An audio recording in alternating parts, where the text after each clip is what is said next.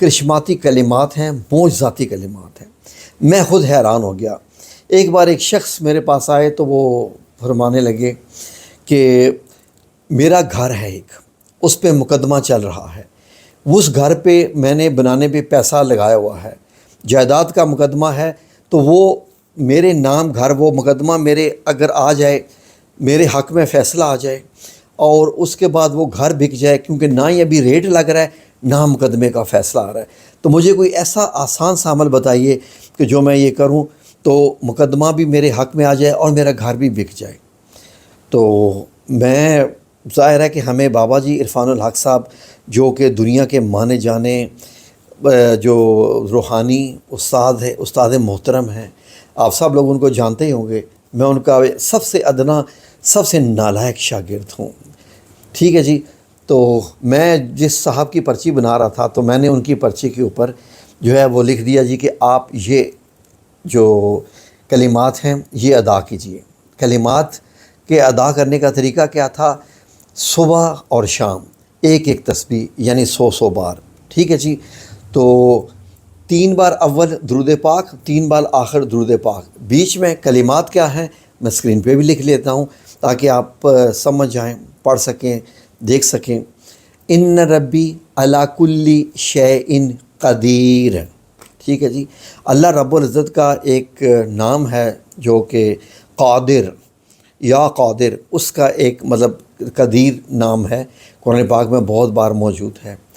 تو ناظرین، ابھی تقریباً 2 ہی ہفتے گزرے تھے کہ وہ صاحب دوبارہ آئے، تو ان کے ہاتھ میں کچھ چھوڑے سے مطلب مٹھائی سی تھی، تو مجھے کہتے ہیں جی یہ کھائیے۔ میں نے کہا جی بسم اللہ، جزاک اللہ خیر۔ تو کہتے ہیں آپ کو یاد ہے میں کون ہوں؟ میں نے کہا جی دیکھی لگ رہی ہے شکل۔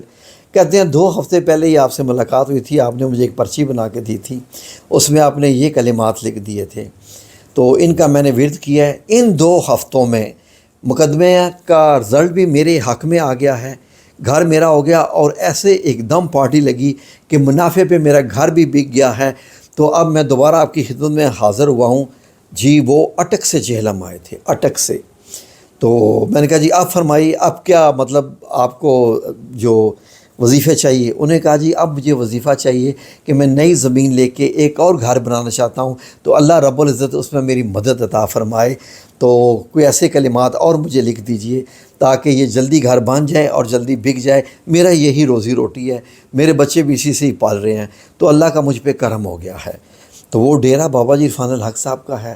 تو میں نے پھر ان کو ایک اور میں نے لکھ کے دیا، نئے کلمات تھے، اس میں اور ایڈ کیا کہ یا ولی، یا والی، یا نصیر، 100 بار صبح، 100 بار شام۔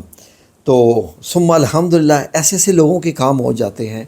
تو یہ میں آپ کو بتا رہا تھا کہ بندش بھی ختم، رکاوٹیں بھی ختم، فیصلہ بھی آپ کے حق میں، اور معاملے بھی سیدھے، اس لیے کہ اللہ رب العزت کو جب ان ناموں سے پکارا جاتا ہے جو میرے رب کے خوبصورت سے صفاتی نام ہیں، تو وہ ان ناموں کے حساب سے آپ سے وہ پیش آتا ہے۔ کیا یہ آیت آپ نے سنی نہیں ہے؟ یہ احادیث مبارک میں آپ نے باتیں نہیں سنی کہ اللہ رب العزت سے جس طرح کا گمان رکھیں گے اس طرح آپ کے ساتھ پیش آتا ہے؟ جب ہم اس کو جی قدیر کے نام سے پکارتے ہیں، قادر کے نام سے پکارتے ہیں، یا سلام کے نام سے پکارتے ہیں سلامتی کے لیے، یا مومن کے نام سے پکارتے ہیں کہ امن حاصل کرنے کے لیے، تو اللہ رب العزت ویسے ہی ہماری مدد فرماتا ہے۔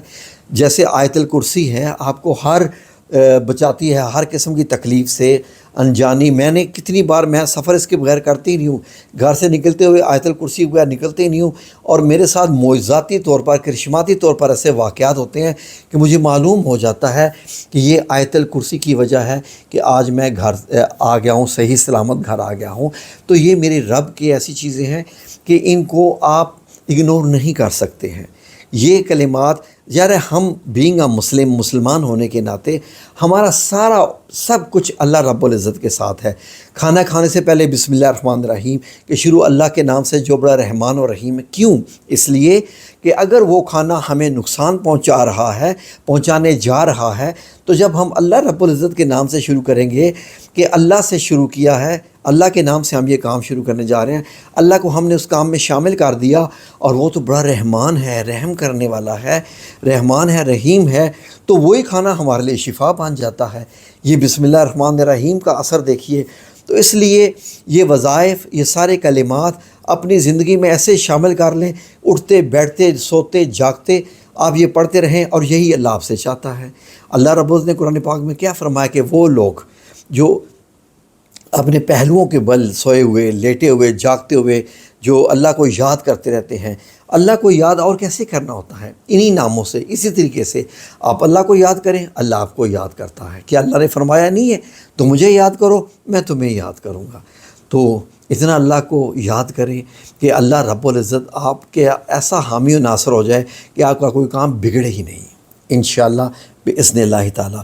ویڈیو اچھی لگی ہو تو لائک اور شیئر کرنا مت بھولا کریں، اس سے ویڈیو آگے جاتی ہے۔ اور کمنٹس بھی کریں، اور کمنٹس میں ایک بار لکھ لیجئے کہ محمد صلی اللہ علیہ وآلہ وسلم۔